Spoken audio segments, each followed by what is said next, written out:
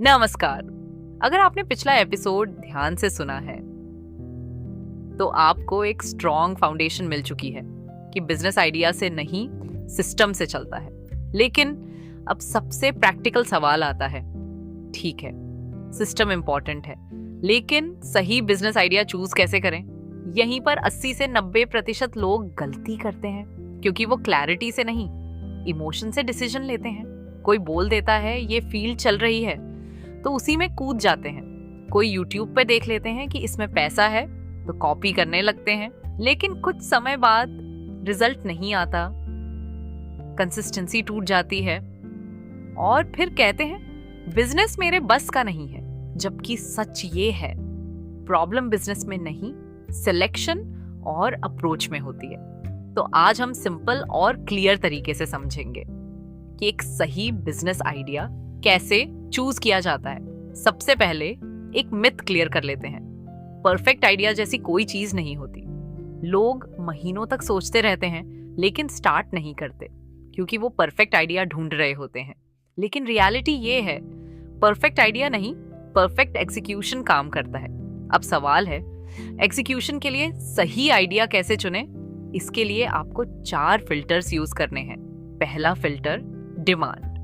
आप जो भी करना चाहते हैं, क्या लोग उसके लिए पैसा दे रहे हैं? अगर आंसर नहीं है तो रुक जाइए। सिंपल रूल, जहां पैसा फ्लो हो रहा है वहीं अपॉर्चुनिटी है। दूसरा फिल्टर, प्रॉब्लम।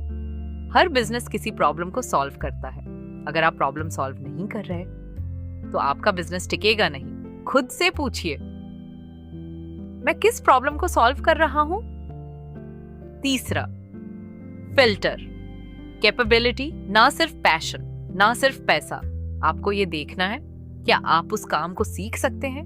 क्या आप उसमें कंसिस्टेंट रह सकते हैं? क्योंकि बिजनेस टाइम लेता है।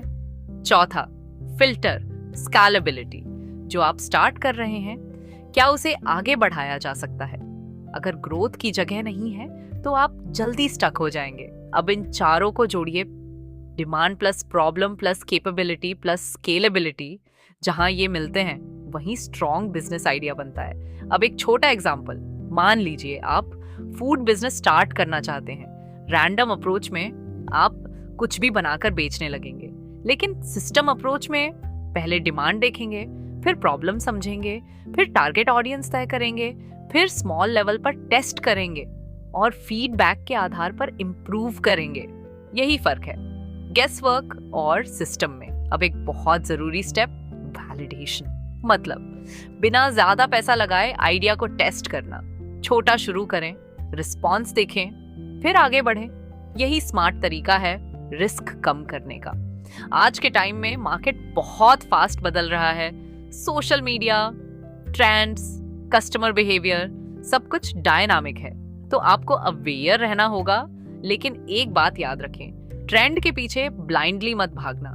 ट्रेंड शॉर्ट टर्म होता है, बिजनेस लॉन्ग टर्म होता है। तो अगर आपको सही बिजनेस आइडिया चूज करना है तो ये प्रोसेस फॉलो करें।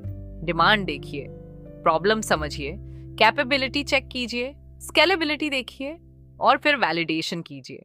आज की सबसे इंपॉर्टेंट लाइन, सही बिजनेस आइडिया वो नहीं होता जो नया हो। सही बिजनेस आइडिया वो होता है जो डिमांड में हो, प्रॉब्लम सॉल्व करता हो और जिसे आप कंसिस्टेंसी के साथ एग्जीक्यूट कर सके। अगर ये समझ आ गया तो आप मेजॉरिटी लोगों से आगे निकल चुके हैं। अब आप गेस नहीं कर रहे, आप क्लैरिटी के साथ डिसीजन ले रहे हैं। अगले एपिसोड में हम बात करेंगे कि आइडिया चूज करने के बाद एक्चुअल पहला स्टेप क्या लेना चाहिए, ताकि आप प्लानिंग में ना फंसे रहें और रियल एक्शन शुरू करें। मिलते हैं अगले एपिसोड में।